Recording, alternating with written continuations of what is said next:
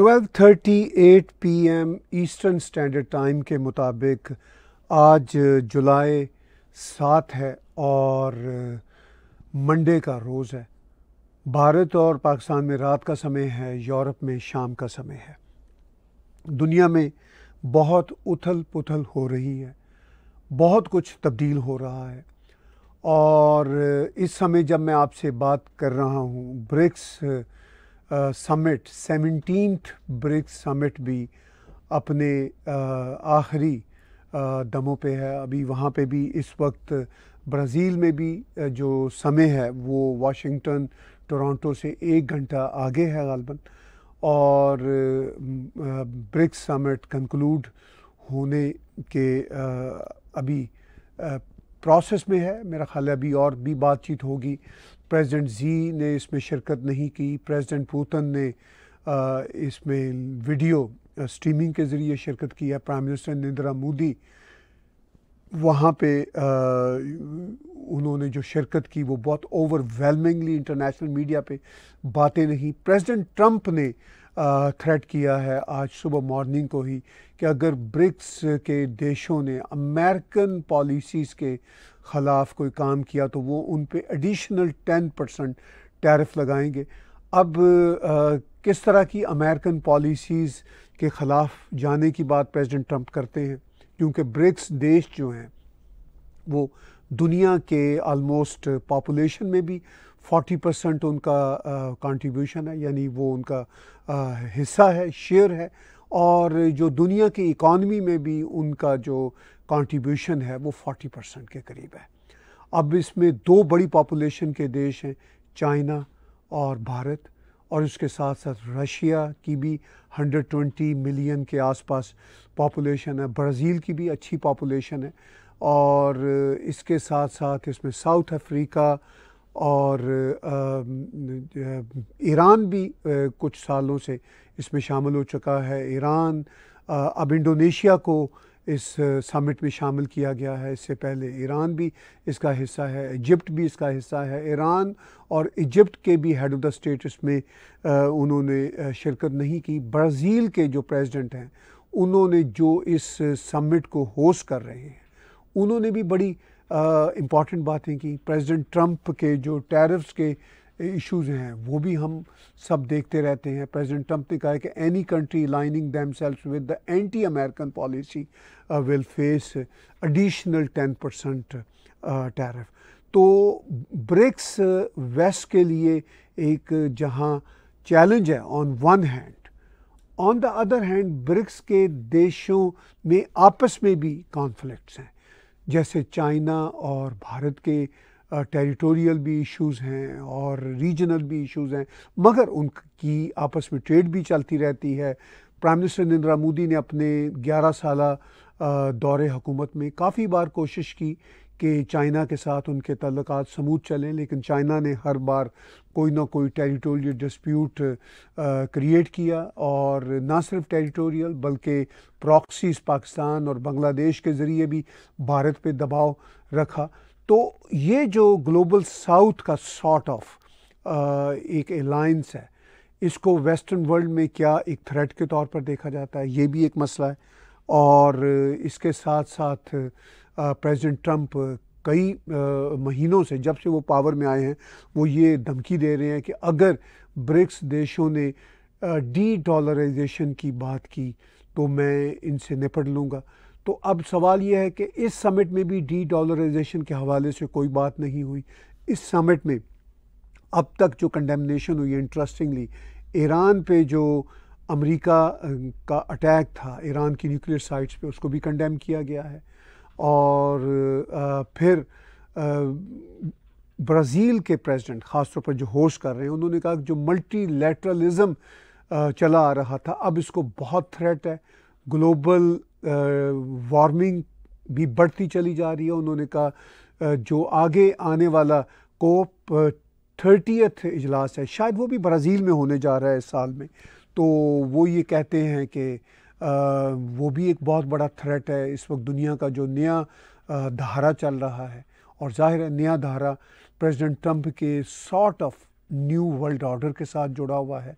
हमने बहुत साल पहले new world order George Bush के ज़माने में सुना था, अब लगता है वो भी पुराना हो गया, अब ये नया न्यू वर्ल्ड ऑर्डर है। मगर ये नया जो न्यू वर्ल्ड ऑर्डर है ये कोई अनाउंस नहीं है, इसके लिए प्रेसिडेंट ट्रंप की नई पॉलिसीज़ जो हैं जियो पॉलिटिक्स के हवाले से, इंटरनेशनल सीन के हवाले से, वो आप और हम सब देखते रहते हैं। तो ये एक बहुत बड़ा चैलेंज है, और उस चैलेंज को कैसे दुनिया फेस करेगी, कैसे हैंडल करेगी, ब्रिक्स कैसे हैंडल करेगा, क्योंकि ब्रिक्स का ये समिट बहुत इंपॉर्टेंट है। क्या इसको वेस्टर्न वर्ल्ड एक थ्रेट के तौर पर देखता है, ये भी एक क्वेश्चन है। इसके साथ साथ साउथ एशिया के हवाले से अगर हम ख़ास तौर पर बात करें तो पाकिस्तान और भारत के हवाले से एक नई कंट्रोवर्सी ने जन्म लिया, जब पिछले दिनों भारत के जनरल राहुल सिंह साहब ने बातचीत करते हुए कहा कि उनको एक बॉर्डर पे 2 नहीं बल्कि 3 एडवर्सरी का सामना था, यानी पाकिस्तान, चाइना और टर्की का नाम शायद उन्होंने नहीं लिया था, लेकिन मैंने इस पे अभी 2 रोज़ पहले एक बहुत स्पेशल व्लॉग भी किया। आज फिर कंट्रोवर्सी मंडे के रोज़ जन्म ली, जब पाकिस्तान के फील्ड मार्शल, जिनको पाकिस्तानी फील्ड मार्शल भी कहते हैं, तो उन्होंने एक सख्त बयानबाजी करते हुए कहा कि ऐसा बिल्कुल नहीं था, ये पाकिस्तान की जो कैपेबिलिटीज़ हैं, जो एबिलिटीज़ हैं, उनको अंडरमाइन करने वाली बात है। हमें किसी तीसरे देश की या दूसरे देश की हमायत इस जंग में हासिल नहीं थी, हमने खुद से ये जंग लड़ी थी। वो तो यही कहते हैं कि हमने भारत को इस जंग में बहुत कड़ा जवाब दिया, और सो मच सो वो कहते हैं कि हमने ये जंग जीती थी। वो भी कहते हैं, फील्ड मार्शल भी, पाकिस्तान के पॉलिटिकल लीडर भी यही कहते हैं। तो कितनी जंग जीती थी वो एक अलग बात है। अब उन्होंने कहा है कि भारत के जनरल जो हैं हमारी कैपेबिलिटीज़, एबिलिटीज़ को अंडरमाइन कर रहे हैं, और भारत कह रहा है कि इसमें चाइनीज़ इंटेलिजेंस का बहुत बड़ा रोल था, जो पाकिस्तान को उसकी मदद हासिल थी। जो वेपनरी यूज़ की है पाकिस्तान ने, उस पर को भारत एतराज़ नहीं कर रहा। भारत भी समझता है, भारत खुद बहुत सारे देशों से वेपनरी बाय करता है, पाकिस्तान बाय शायद कम करता है, उधार पे ज़्यादा लेता है, लेकिन पाकिस्तान को डायरेक्ट मदद हासिल थी। ये था पॉइंट जनरल राहुल सिंह का, जिस पे पाकिस्तान के फील्ड मार्शल ने एक तरह से सख्त कड़ा जवाब दिया है, और उन्होंने कहा कि ऐसी कोई बात नहीं, हम खुद इस काबिल हैं, हमें किसी की मदद हासिल नहीं थी।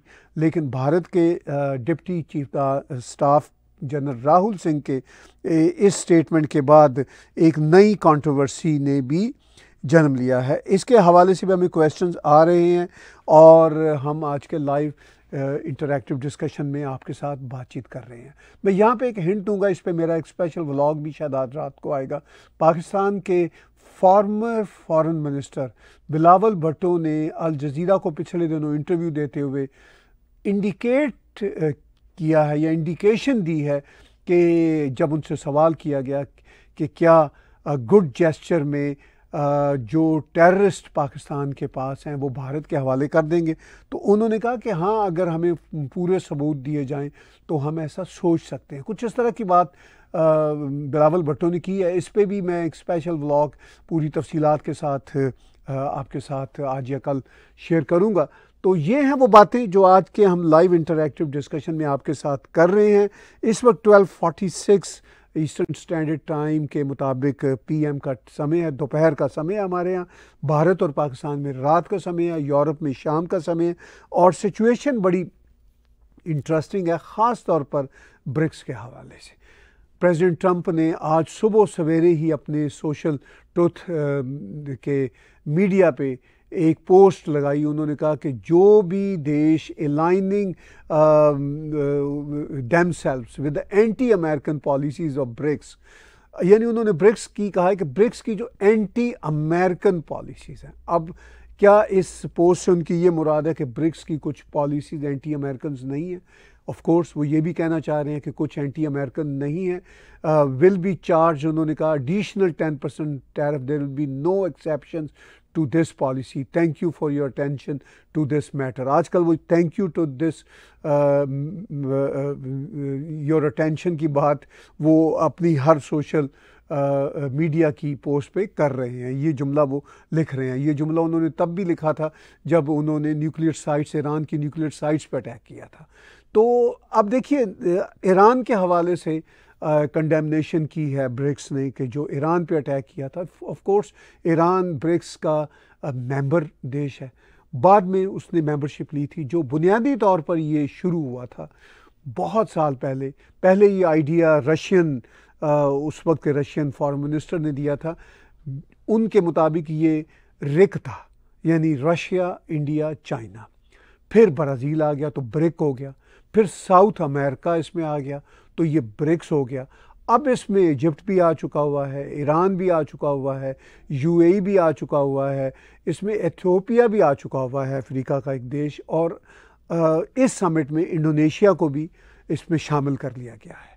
तो ये इम्पॉर्टेंट देश हैं। मगर ईरान जो है उसके पास रिसोर्सेज तो बहुत हैं ऑयल के, मगर उस पर इतनी कड़ी सैंक्शंस हैं, उनका बुरा हाल है। फिर अभी इसराइल और अमेरिका के अटैक की वजह से ईरान की मज़ीद कमर टूटी है। तो ईरान को भी अपनी इकॉनमी को संभालना होगा और खाम खा के जो पंगे हैं इसराइल के ख़िलाफ़, इवन अरबों के ख़िलाफ़, इसको अब ख़त्म करना होगा। अब ईरान एक ज़माने में उसकी एक हिस्ट्री है, एक ज़माने में वो एक ऑयल जॉइंट हुआ करता था और बहुत साल पहले, एक सदी से पहले ब्रिट्स ने इन पे कब्ज़ा भी किए रखा और इसके साथ साथ यूरोपियन पावर्स ने भी कॉलोनाइज़ किए रखा। फिर शाह ईरान वहाँ पे आया। शाह वहाँ पे, उनकी हिस्ट्री है शाह ईरान की हज़ारों साल से, कभी वो आते हैं कभी वो जाते हैं। तो अगर हम बहुत रीसेंट अगर 100-150 साल की देखें तो उसमें शाह थे, फिर ये कॉलोनाइज्ड हो गया, फिर शाह आया और शाह ने उसको काफ़ी उसको आगे तरक्की दी। रज़ा शाह पहलवी का दौर जिसकी हम बात करते हैं, फिर कॉलोनाइज कर लिया। शेल जो गैस की कंपनी है बरतानिया की, तो वो एक तरह से इनडायरेक्टली इन पे रूल करती रही। फिर शाह आ गए और फिर शाह ने भी अपने लोगों के साथ कोई अच्छा सलूक नहीं किया था।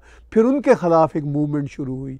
फिर उस मूवमेंट के बाद ये मौलवी बीच में आ गए, तो फिर ये 1979 का रेवोल्यूशन आया। वरना ये एक मॉडर्न देश हुआ करता था, रिच देश हुआ करता था, मगर इसके भी टर्मोइल रहे। और वेस्टर्न वर्ल्ड ने हमेशा से, जब से ये 250-300 साल से हम इनका राइज देख रहे हैं, तो इन्होंने दुनिया में बहुत मैस किया, लेकिन आज भी इनका कंट्रोल है दुनिया में। इनकी बहुत सारी बातें बहुत अच्छी भी हैं जिसकी वजह से हम सब वेस्टर्न वर्ल्ड में रहना पसंद करते हैं, इंक्लूडिंग माई सेल्फ। और वो भी बातें हैं चूँकि ईस्टर्न ख़ास तौर पर देशों ने अपनी ही जनता के ऊपर इतने गलत तरीके से राज किया कि वहाँ पे आप देख लीजिए जो चाइना में एक ज़माने में हाल हुआ। ज़ाहिर है वेस्ट ने भी ओपियम वॉर लगाई चाइना के ख़िलाफ़, फिर अब चाइना संभल गया है। चाइना अब दुनिया की दूसरी बड़ी पावर है। भारत पे कब्ज़ा जिस तरह किया ईस्ट इंडिया कंपनी से होते हुए ब्रिट राज के कॉन्टेक्स्ट में, भारत भी उभर के एक अब दुनिया की इम्पॉर्टेंट पावर बन चुका है। भारत के अंदर का जो पॉलिटिकल स्ट्रक्चर रहा वो भी बहुत डामाडोल रहा। अगर हम 47 से बाद की बात देखें तो करप्शन और इस तरह के मसाइल रहे। आज भी शायद कुछ ऐसे मसाइल हैं, लेकिन प्राइम मिनिस्टर नरेंद्र मोदी ने उसको बिल्कुल नए ढंग से, नए भारत के रूप में उसको आगे पेश किया है गुज़िश्ता 10-11 साल में। मैं ये नहीं कहता इससे पहले भारत में तरक्की नहीं हुई। भारत में मनमोहन सिंह साहब का राज था, नरसिम्हा राव का था, वाजपेयी साहब का था, उससे पहले इवन नेहरू जी की डायनेस्टी थी। नेहरू जी और वाजपेयी के बीच में इंदिरा गांधी का राज रहा। बड़े अच्छे काम भी इन सब राजों के बीच में हुए, मगर इश्यूज भी रहे। आप और मैं, हम सब जानते हैं, अगर हम ऑनेस्टली इन पे बात करना चाहें तो ये इश्यूज पूरी दुनिया में रहते हैं, ये कोई ऐसी अनहोनी बात नहीं है। लेकिन भारत ने 1947 से अब तक अपने आप को नॉन अलाइन मूवमेंट के साथ भी रखा, बहुत अच्छे फैसले भी किए। कुछ फैसले जो अगर हम आज के दिन देखें तो शायद उनको बहुत अप्रिशिएट ना किया जा सके, जैसे चाइना के हवाले से कुछ पॉलिसियां रही, कश्मीर के हवाले से भारत का जो था बहुत ही फर्म स्टैंड ना रहा जो अब प्राइम मिनिस्टर नरेंद्र मोदी के ज़माने में बना। तो उससे भी चेंज आया। मैं ये नहीं कहता कश्मीर के हवाले से पहले की जो सरकारें थी उन्होंने कोई बहुत ही बुरी पॉलिसियाँ रखी, लेकिन शायद अगर फर्म स्टैंस होता तो शायद ज़्यादा बेहतर होता। लेकिन जो कुछ हो जाता है हिस्ट्री में वो होता है, वो हमारा पास्ट होता है, उससे हम सबक सीख सकते हैं, अच्छा सबक भी बुरा सबक भी, और फिर उसके बाद हम अपने आप को रेक्टिफाई कर सकते हैं। खैर, भारत चूँकि दुनिया का एक बहुत ही इम्पॉर्टेंट देश है, दुनिया का बहुत बड़ा स्टेक होल्डर है, इस हवाले से भी इम्पॉर्टेंट बात है।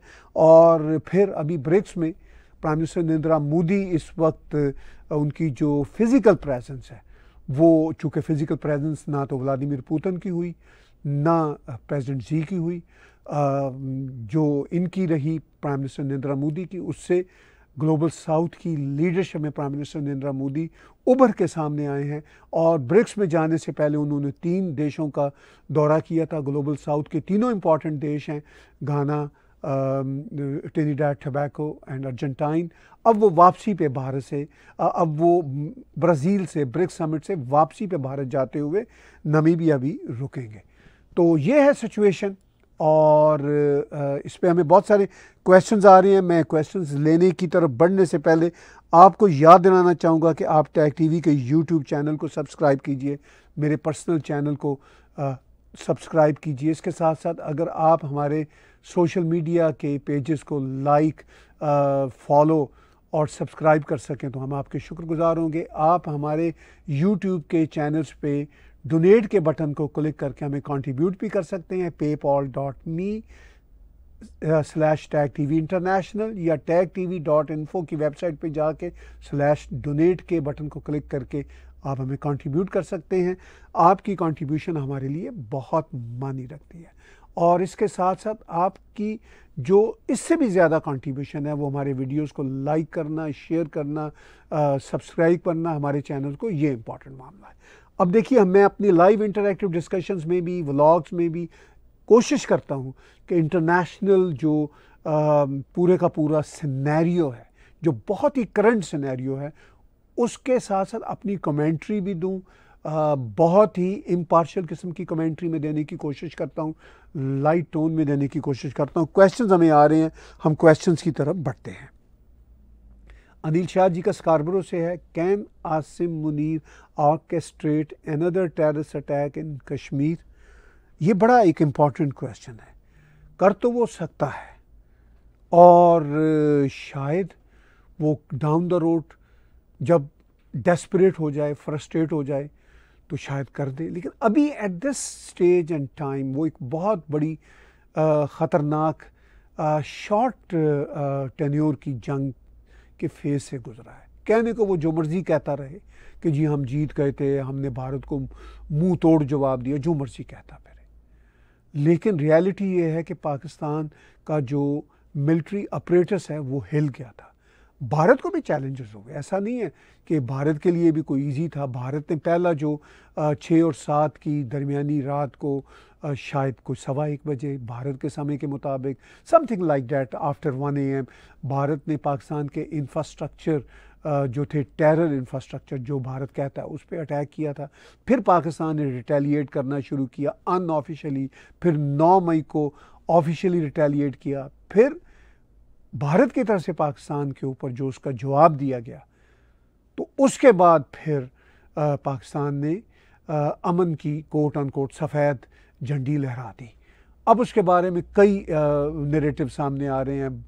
भारत का कहना है कि पाकिस्तान ने रब्ता किया, और पाकिस्तान का भी तब यही कहना था कि हमने भारत से रब्ता किया था, लेकिन फिर पाकिस्तान इस नैरेटिव से मुकर गया। फिर बीच में अमेरिका आ गया, फिर प्रेसिडेंट ट्रंप की ईगो आ गई, फिर प्रेसिडेंट ट्रंप की चूँकि पहली सोशल मीडिया पे पोस्ट आई थी सीज़ फायर के हवाले से, तो उन्होंने उसकी ओनरशिप लेने की कोशिश की। भारत ने 18 जून को ये जवाब देते हुए कहा भी, एक वीडियो भी रिलीज़ की भारत ने, कि ऐसा कोई मामला नहीं था कि हमने अमेरिका के कहने पे कोई सीज़ फायर का मामला हुआ। भारत तो उसको सीज़ फायर कहता नहीं, पॉज कहता है, पाकिस्तान सीज़ फायर कहता है, अमेरिका उसको सीज़ फायर कहता है। तो इस सारे सीन में अभी मुझे नहीं लगता कि आसिम मुनीर कोई अब अहमकाना हमला इमीडिएट करेगा टेररिस्ट एक्ट का, but you never know, desperation में कुछ भी हो सकता है। लेकिन डाउन द रोड फिर कोई ना कोई ऐसा वो ऑर्केस्ट्रेशन कर सकते हैं टेररिस्ट अटैक की। तो ज़रा चांसेस कम हो गए हैं भारत के फर्म एक्शन की वजह से। अब दुनिया में नरेटिव्स डिफरेंट तरह के चल रहे हैं। वेस्टर्न मीडिया का नरेटिव भी है, चाइनीज़ मीडिया का नरेटिव भी है, भारतीय मीडिया का नरेटिव भी है, पाकिस्तानी भी नरेटिव है, अल जज़ीरा जैसे इस्लामिस्ट चैनल्स का भी नरेटिव है। वो सब डिफरेंट नरेटिव चलने के बावजूद अब मुझे लगता नहीं है कि पाकिस्तान का जनरल आसिम मुनीर कोई फौरी किस्म का ऐसा टेररिस्ट एक्ट करेगा, क्योंकि इस वक्त उसके ऊपर प्रैक्टिकली बहुत दबाव है। जी, अब हम आगे बढ़ते हैं। बहुत सारे क्वेश्चंस हैं, फास्ट पेस में हम कोशिश करते हैं। दत्ता कलकर्नी जी का है, is Xi Jinping really missing and Bilawal and Pakistan really hand over Masood and Salahuddin to Bharat और दिस इज़ ओनली इल्यूजन? पहली बात यह है कि मेरा नहीं ख्याल कि जी पिंग जो हैं वो मिसिंग हैं।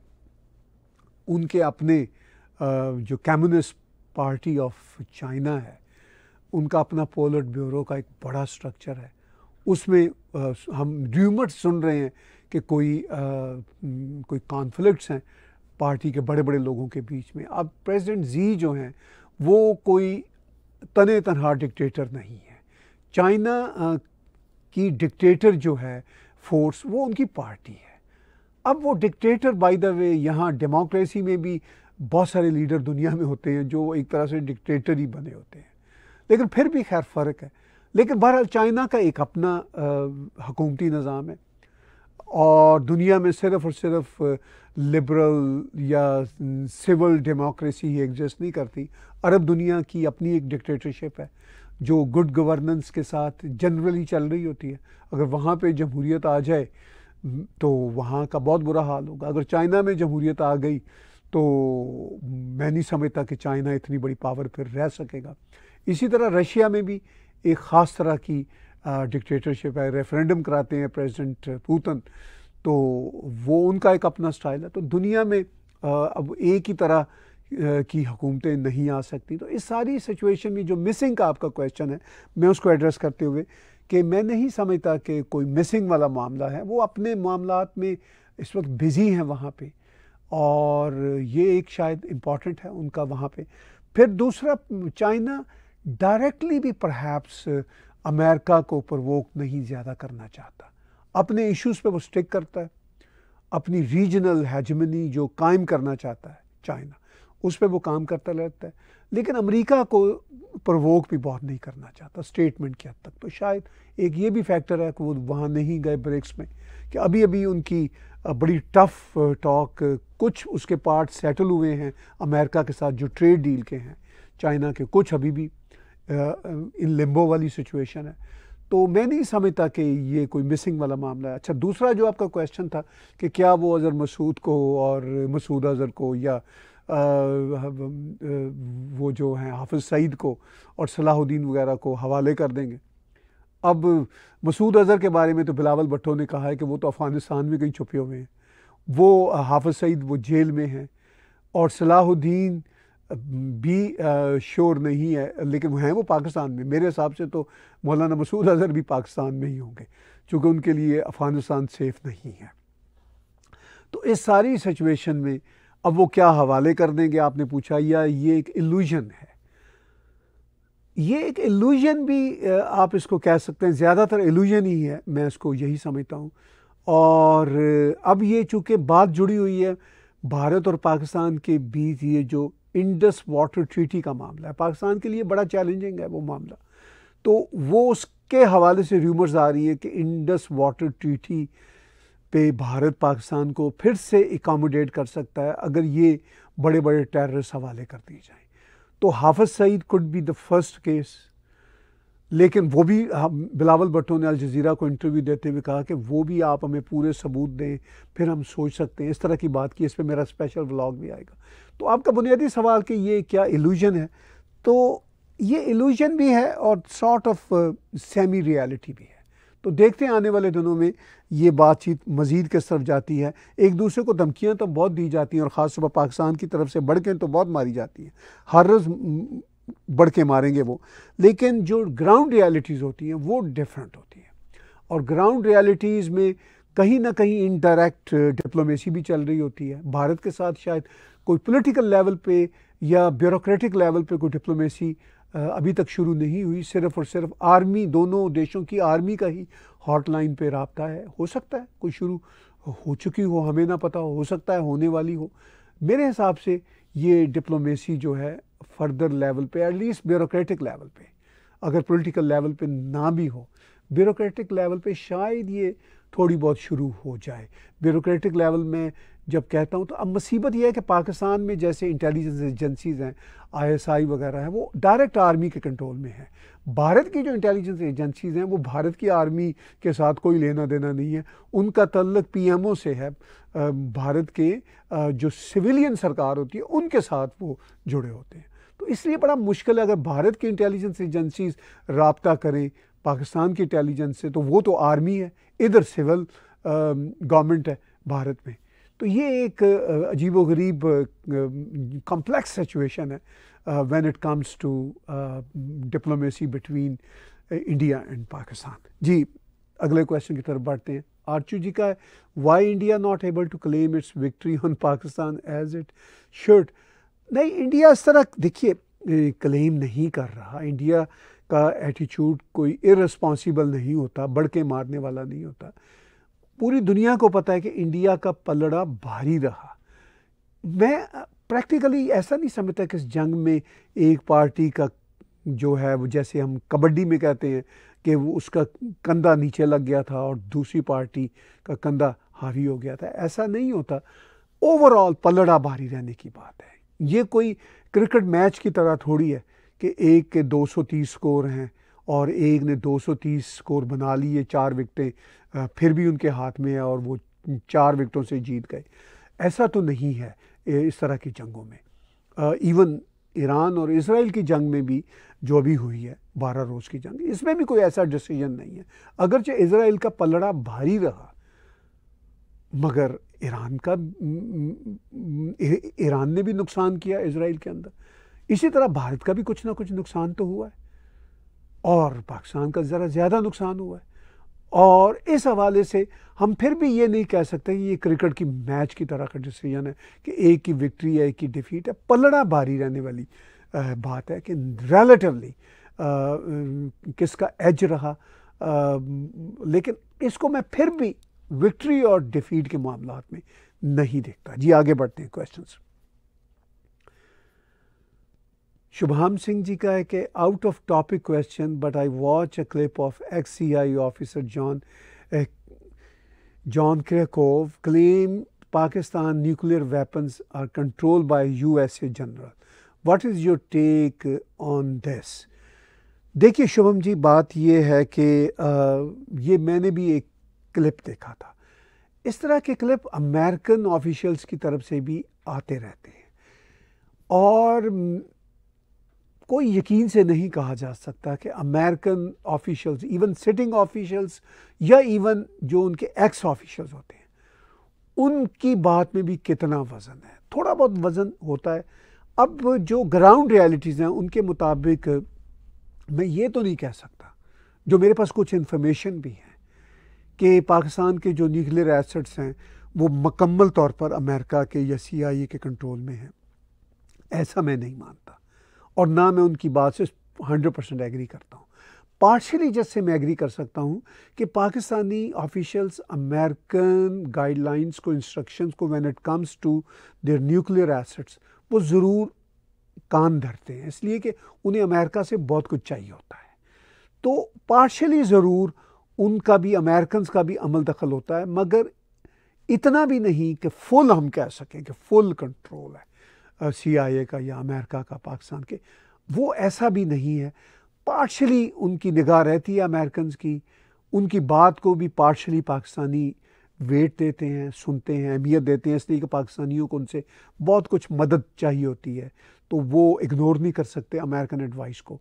लेकिन फुली कंट्रोल वाली बात, इससे मैं एग्री नहीं करता। जी अगले क्वेश्चन की तरफ बढ़ते हैं। जी कार्तिकेय जी का है कि is Quad refusal to name Pakistan in इस joint statement of failure of Indian diplomacy. मैं नहीं समझता ऐसा। इंडिया के भी कुछ टीवी चैनल्स कहते हैं कि हमारी डिप्लोमेसी फेल होगी। मैं नहीं समझता कि ये कोई डिप्लोमेसी फेल होने वाली बात है। क्वाड में पहलगाम का जिक्र आ जाना, उसकी कंडेमनेशन हो जाना, और फिर क्रॉस बॉर्डर टेररिस्ट का फ्रेज था उस स्टेटमेंट में, उससे ऑटोमेटिकली पाकिस्तान का नाम इनडायरेक्टली आ जाता है। डिप्लोमेटिक दुनिया की मजबूरियां होती हैं। अब जाहिर है ये 4 देश हैं, अमेरिका के काम भी पाकिस्तान से कुछ ना कुछ लगे रहते हैं, पहले से काम हो गए हैं। ऑस्ट्रेलिया भी इस मैस में नहीं आना चाहता। जापान भी खामखा इस मामले में अपने आप को ड्रैगन नहीं करना चाहता।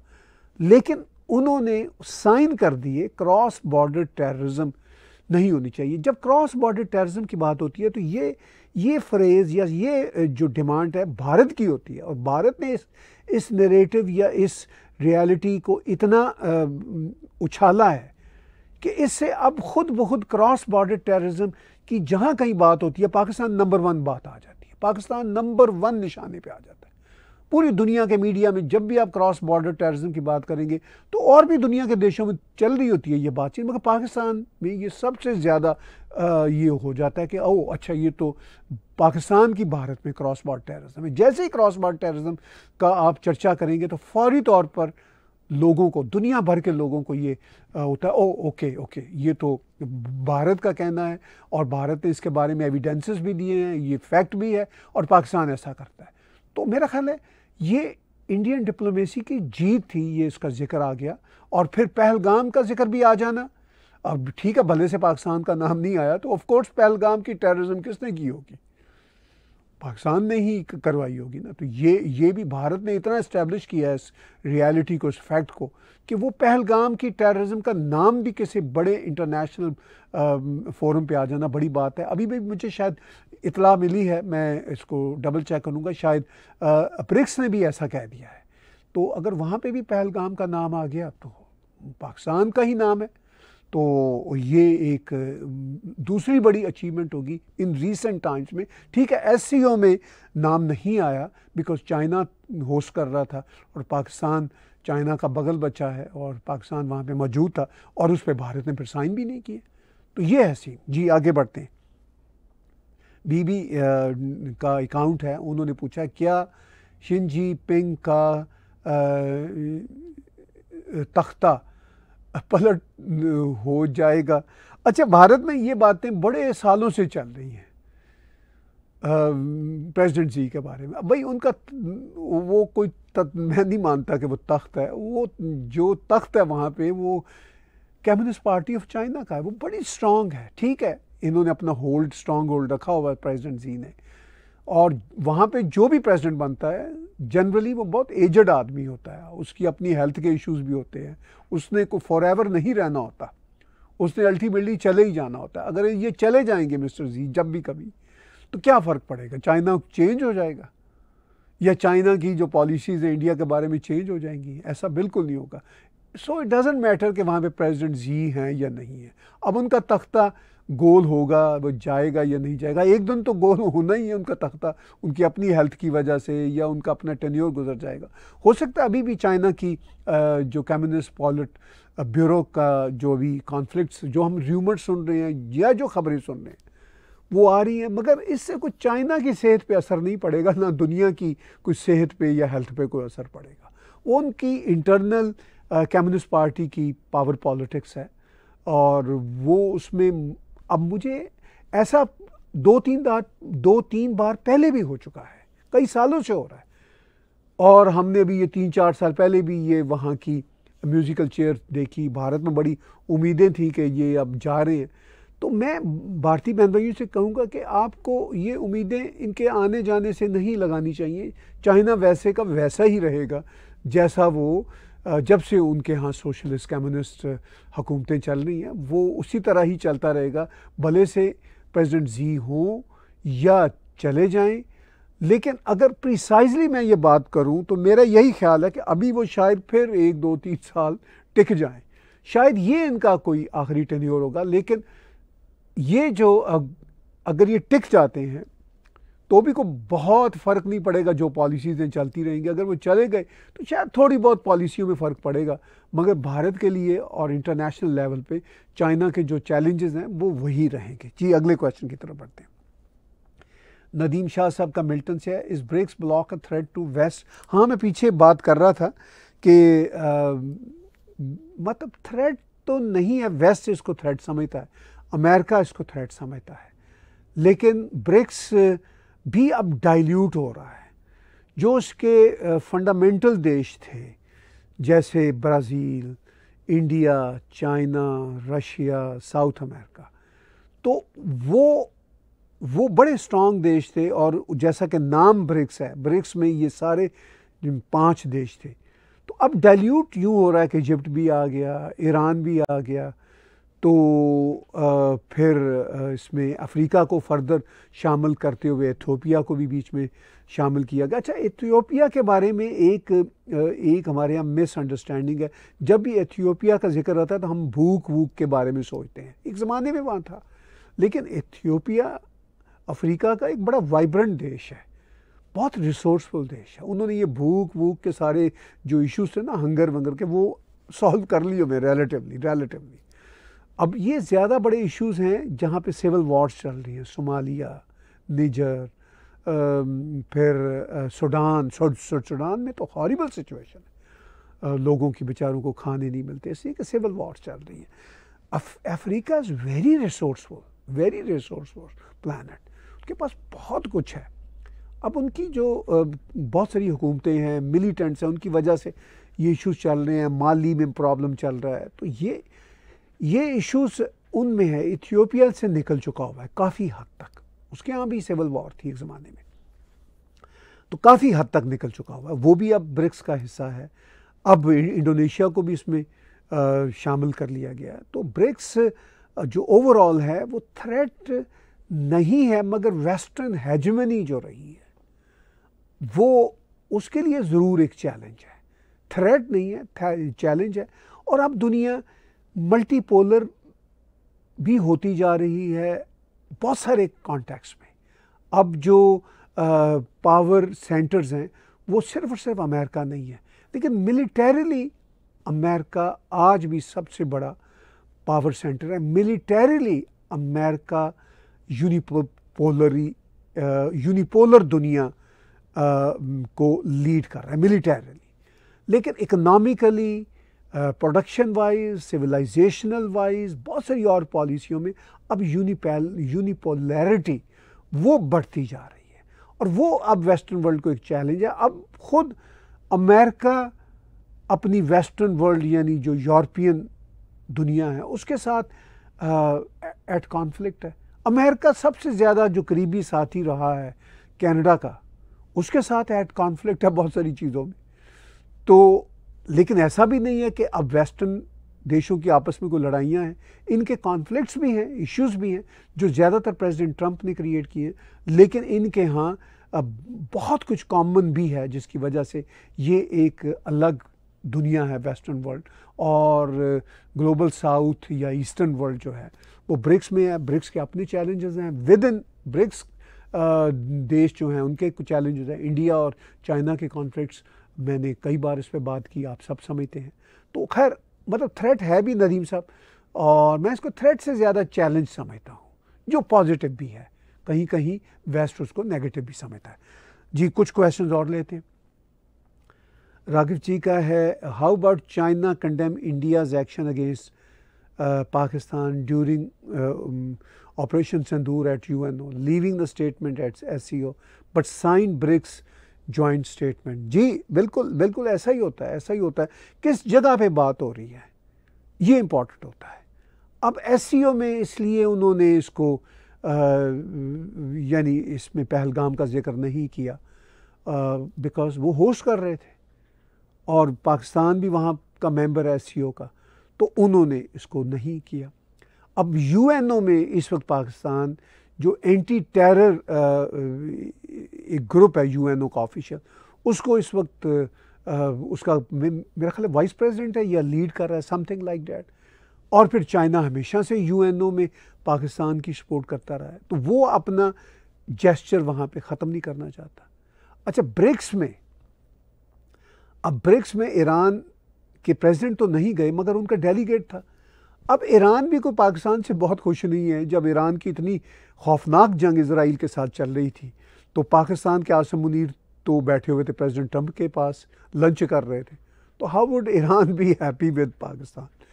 तो ईरान चाइना और रशिया का भी दोस्त है। अच्छा, रशिया भी ये यहाँ पे देना चाहता था कि रशिया ने रेजिस्ट नहीं किया था चाइना के ख़िलाफ़ एससीओ के समिट में, कि ज़ोर डाला हो कि जी पहलगाम का जिक्र आए। रशिया ने भी इस बात को कोई अपनी प्रायोरिटी में नहीं रखा था, ना वो इंडिया के ख़िलाफ़ गए थे ना इंडिया के हक़ में गए थे। लेकिन इस बार वो ये भी शायद जेस्चर देना चाहते थे कि भाई ठीक है, हम जो टेररिज्म होती है वो गलत है, हम साथ देंगे। लेकिन अभी मैंने ब्रिक्स की पूरी जॉइंट स्टेटमेंट नहीं पढ़ी, मुझे नहीं पता कि इसमें पाकिस्तान का नाम आया या नहीं आया। मेरा ख्याल है इसमें जिस तरह क्वाड में पहलगाम की टेररिज्म का जिक्र हुआ है उस तरह का ही जिक्र हुआ है। तो ये भी खैर एक कामयाबी है भारत की। जो भारत के भी कुछ लोग कहते हैं कि पहलगाम का जिक्र क्वाड में भी आ गया और फिर वहाँ पे क्रॉस बॉर्डर टेररिज्म का जिक्र भी आया, मगर चूँकि पाकिस्तान का नाम नहीं आया था तो ये इंडियन डिप्लोमेसी की नाकामी थी। मैं नहीं समझता, मैंने अभी पीछे कहा है कि वो क्वाड में ये जो सब कुछ जिक्र आया ये इंडियन डिप्लोमेसी की कामयाबी थी। और ब्रिक्स में भी अभी मैं पूरी तफसील से पढ़ूँगा, तो मुझे जो अब तक की न्यूज़ आई हैं उनके मुताबिक ये भी एक डिप्लोमेटिक कामयाबी है भारत की। जी आगे बढ़ते हैं।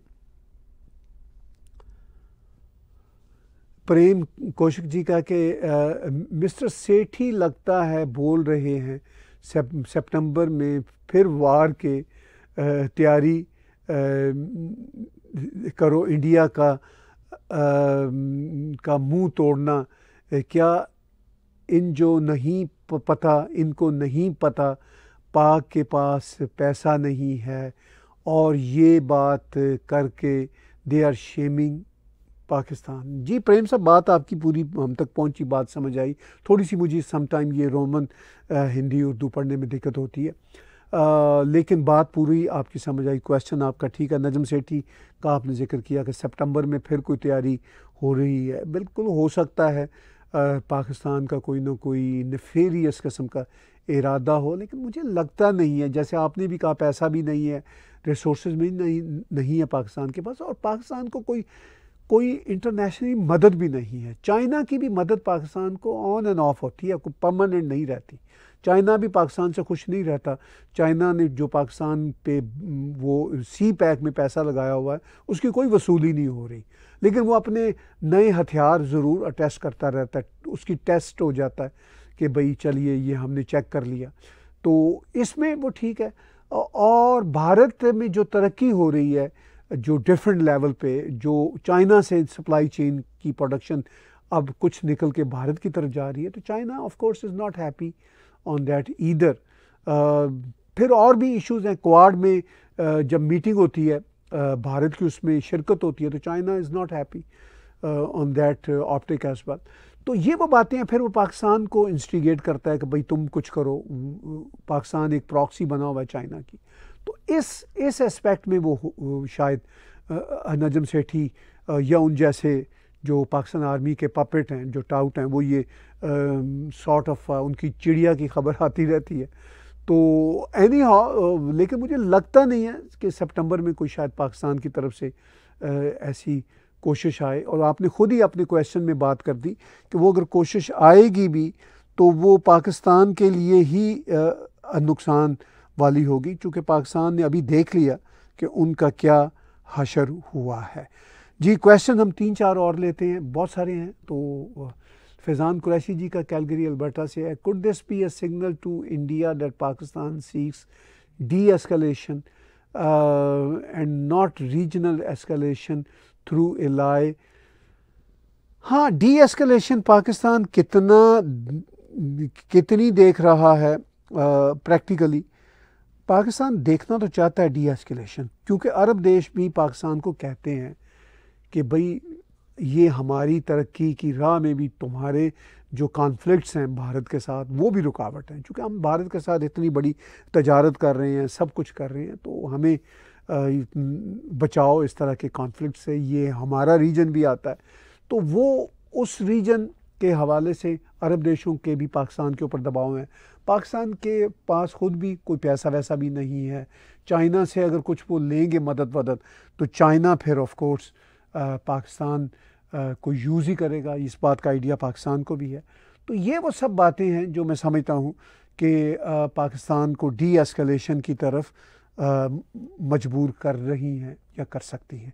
जी क्वेश्चंस और बहुत सारे हैं, हम मैक्सिमम को एड्रेस करते हैं। आकाश मेहरा जी का, how might China and Turkey interpret this rejection, will its strain ties are be seen as a strategic move. देखिए जहाँ तक मैं आपके क्वेश्चन को समझ रहा हूँ आकाश जी, कि चाइना और टर्की जो हैं वो बहरहाल इम्पॉर्टेंट देश हैं। चाइना तो बहुत इम्पॉर्टेंट है, टर्की ऐसे ही बस अपना एक पॉलिटिकल या जियो पॉलिटिक्स का एक गेम खेलता रहता है। तो अब कितने इम्पॉर्टेंट हैं पाकिस्तान को मदद देने के हवाले से, तो वो चूँकि भारत को इंस्टिगेट करना होता है चाइना की तरफ से, तो वो जाहिर है वो तो कुछ ना कुछ मदद तो चलती रहेगी। टर्की ऑप्टिक्स अपने बनाना चाहता है, तो उस हद तक इससे ज़्यादा मुझे कुछ नज़र नहीं आता। और यही मेरा इस पे पॉइंट ऑफ व्यू है। मेरा ख्याल है काफ़ी लंबी आपके साथ बातचीत चल रही है, कुछ हम जो इम्पोर्टेंट क्वेश्चंस है वो और लेते हैं।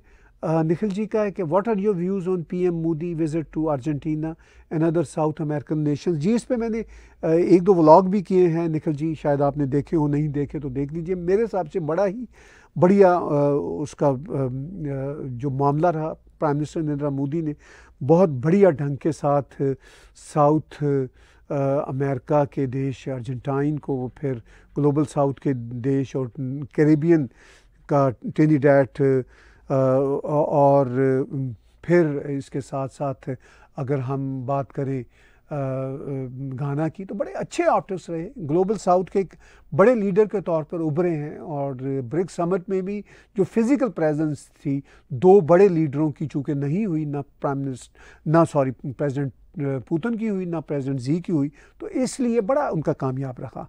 क्वेश्चंस बहुत सारे हैं, हम मैक्सिमम को और एड्रेस करते हैं, फास्ट पेस में लेते हैं। अमित भाई का मुंबई से, where is the world heading towards. हाँ ये एक मैस है और ये वाकई यूँ लगता है मुझे तो जो कुछ दुनिया में होता चला आ रहा था अब वो एक बहुत कंक्लूसिव लेवल पे हमें देखने को मिल रहा है। बहुत यूँ लगता है कि अनफोल्ड हो रहा है एकदम से, और ख़ास तौर पर प्रेसिडेंट ट्रंप के आने के बाद और जिस तरह की उन्होंने रेडिकल पॉलिसियाँ अपनाई हैं, उन पॉलिसियों के बाद अब मुझे लगता है कि बहुत रेडिकली चीज़ें आगे बढ़ रही हैं। और ये एक टफ़ कॉल है पूरी दुनिया के लिए कि जहाँ पे ग्लोबल वार्मिंग के इश्यूज़ भी हैं। आप देख लें टेक्सास में किस तरह का खौफनाक आया है फ्लड्स का, और ऑलमोस्ट 100 के करीब लोग मर गए हैं। अमेरिका जैसे मोस्ट एडवांस कंट्री में इतना खौफनाक फ्लड आया। ये जो फाइव्स लग रही हैं जंगलों में, अमेरिका में, कनाडा में, दुनिया भर में, ये भी इश्यूज़ हैं। अब तक हमने ग्लोबल वार्मिंग कर दी है उसके भी रिजल्ट्स हमको भुगतने पड़ रहे हैं। तो बहुत कुछ हमें देखना पड़ना झेलना पड़ रहा है। जी क्वेश्चंस और लेते हैं। अर्चू जी का, will new currency if come to world against dollar is good for world. नहीं, आई डोंट थिंक सो कोई नई करेंसी आएगी। ब्रिक्स की करेंसी के बारे में बात होती है। मेरा ये ख्याल है कि दुनिया के बहुत सारे जो पावरफुल इकोनॉमिक देश हैं वो अपने तौर पर वो पावरफुल होते जा रहे हैं। देखिए मैं जब यूरोप जाता हूँ फॉर इंस्टेंस, तो अमेरिका में यूरो कोई ख़ास नहीं चलता, डॉलर भी मतलब चल नहीं रहा होता, डॉलर में एक्सचेंज करा सकता हूँ। तो इंग्लैंड की मैं बात कर रहा हूँ, तो वहाँ पे ब्रिटिश पाउंड ही चल रहा होता है। मैं जिनीवा गया तो मुझे अंदाज़ा हुआ, हालांकि स्विट्ज़रलैंड रिलेटिवली छोटा मुल्क है, तो उन्होंने वो जो वहाँ पे यूरो भी नहीं चल रहा था, वहाँ पे जो स्विस फ्रैंक है वही उन्होंने कहा जी बस इसी में ही पे करेंगे। बहुत सारी जगहों पे ऐसा था कि यूरो का एक प्राइस टैग होता था, साथ ही स्विस फ्रैंक का होता था, लेकिन प्रेफर करते थे दुकानदार कि जी स्विस फ्रैंक में ही बात करें। क्रेडिट कार्ड से भी पेमेंट करते थे तो बाद में मैं चेक करता था या तो मेरे कैनेडियन करेंसी में आ रही होती थी या स्विस फ्रैंक में रिफ्लेक्ट हो रही होती थी। तो हाँ, कुछ देशों में, यूरोपियन देशों में, हालांकि स्विट्ज़रलैंड यूरोपियन यूनियन का हिस्सा है, तो वहाँ पे वही था। मैं अभी पिछले साल था चेक रिपब्लिक में, रिलेटिवली बहुत बड़ी इकॉनमी का देश नहीं है मगर बहुत बड़ा टूरिस्ट वहाँ पे इन्फ्लक्स होता है और बड़ा ही पावरफुल देश है other than military and economy. एक अच्छा सिविलाइजेशनल देश है मगर वो अपने जो उनकी करेंसी है वो उसी में प्रेफर करते थे। तो और भी देशों में, जर्मनी में अलबत्ता यूरो का था और फ्रांस में भी खैर यूरो था और इटली में भी मैंने कई बार एक्सपीरियंस किया। तो मतलब ये है कि ऑलरेडी कोई डॉलर ऐसा नहीं है कि इन देशों में डॉलर से ही आप खा पी रहे हैं। आप इवन छोटे छोटे देशों में, सेंट्रल एशिया के देशों में चले जाइए तो आपको वहाँ की जो सुम है करेंसी या रूबल है वही आपको करवाने पड़ते हैं एक्सचेंज, तो वही चलते हैं। भारत में मैं जाता हूँ तो रुपए ही चलते हैं, कोई डॉलर मुझसे थोड़ा मांग रहा होता है। चाइना में भी उनकी अपनी करेंसी, जापान में भी उनकी अपनी करेंसी। तो इंटरनेशनल ट्रेडिंग में अब बहुत सारी ट्रेडिंग बारगेन पे हो रही है, ईरान के साथ बारगेनिंग पे हो रही है, खुद रशिया के साथ, चूँकि जब से सैंक्शंस लगी हैं खुद भारत इंडियन रुपीज़ में और रूबल में ही कर रहा है। तो बहुत सारे देशों में उनकी अपनी करेंसी ऑलरेडी इंटरनेशनल लेवल पे चल रही है, तो ऐसा नहीं है कि नहीं है। हाँ, एक डॉलर के मुकाबले में कोई करेंसी आएगी, वो ऑलरेडी थी, यूरो थी, एक ज़माने में ब्रिटिश पाउंड थी, अब जापान की करेंसी है, तो वो सब ऑलरेडी चल रही हैं। तो मेरा नहीं ख्याल कि ब्रिक्स कोई अलग से अपना सिक्का फेंकेगा मार्केट में, और ऐसे ही प्रेसिडेंट ट्रंप ने भी एक बार धमकी दी थी। तो आई डोंट थिंक सो कुछ ऐसा होगा। ठीक है, डॉलर इंटरनेशनल ट्रेड में अभी भी एक बेंच मार्क है, आई डू अंडरस्टैंड। अब कोई और बेंच मार्क आएगा तो हो सकता है आ जाए कुछ सालों में। अब डिपेंड करता है कि president Trump in next 3.5 year में अमेरिका को किस तरफ लेके जाते हैं और इनकी इकोनॉमिक पॉलिसीज़ कैसी रहेंगी। अभी तो बिग ब्यूटीफुल बिल जो है जिस पे एलॉन मस्क ने बड़ा शोर वोर मचाया, उस बिल की वजह से ही बहुत थरथली मतलब अमेरिका में आई हुई है। वो फर्दर कोई 3 से 5 ट्रिलियन डॉलर के डेट में जाते हुए नज़र आ रहे हैं। तो अब इकोनॉमिक पॉलिसीज़ अमेरिका की आने वाले सालों में कैसी बनती हैं उस पर भी बहुत डिपेंड करता है। बहुत बहुत धन्यवाद, बहुत अच्छी बातचीत रही। लाइव इंटरेक्टिव डिस्कशन में आपके साथ लंबी आज बातचीत रही और हम शुक्रगुजार हैं कि आप हमारे साथ जुड़ते हैं। हम फर्दर आपके बहुत ही बहुत धन्यवादी होंगे अगर आप हमारे यूट्यूब चैनल्स को सब्सक्राइब करेंगे, हमारे सोशल मीडिया के हैंडल्स को फॉलो करेंगे, लाइक करेंगे, सब्सक्राइब करेंगे, हमारी बातचीत को आगे फैलाएंगे। अगर आप हमें कंट्रीब्यूट कर सकते हो तो कंट्रीब्यूट भी कीजिए। बातचीत आपके साथ डिफरेंट ढंग के साथ, डिफरेंट एंगल के साथ हर रोज़ चलती रहेगी। किसी रोज़ लाइव इंटरैक्टिव, किसी रोज़ व्लॉग की सूरत में और किसी रोज़ हमारे न्यूज़ टॉक की सूरत में।